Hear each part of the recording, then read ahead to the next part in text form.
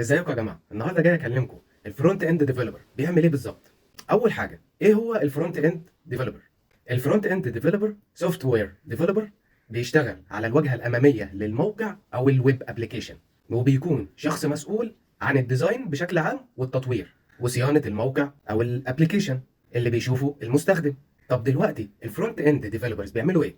الفرونت اند ديفلوبرز بيستخدموا لغات برمجه وفريم وركس عشان تعمل واجهه اماميه للمستخدم، وبيكونوا ساعات مسؤولين عن التجاوب الخاص بالموقع او الابلكيشن والاكسسبيلتي والاس اي او بتاع الموقع مثلا. طب دلوقتي ايه المهارات اللي انا محتاجها عشان ابقى فرونت اند ديفلوبر؟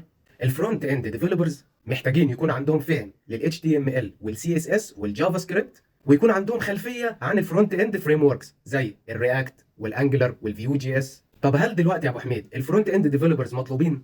الطلب على الفرونت اند ديفلوبرز بينمو بشكل رهيب نسبة إلى مكتب القوى العاملة الأمريكية. نسبة توظيف الويب ديفلوبرز متوقع إن هي تعلى 22% من سنة 2020 ل 2030 بنسبة كبيرة جدا عن كل الوظائف. فالخلاصة، فأنت لو مهتم بكارير في تطوير الويب مثلا، فأنا أرشح لك الفرونت اند ديفلوبمنت، لأن الفرونت اند ديفلوبرز مطلوبين جدا جدا جدا الفترة الجاية، والمهارات بتاعتهم بالذات مطلوبة جدا في سوق العمل.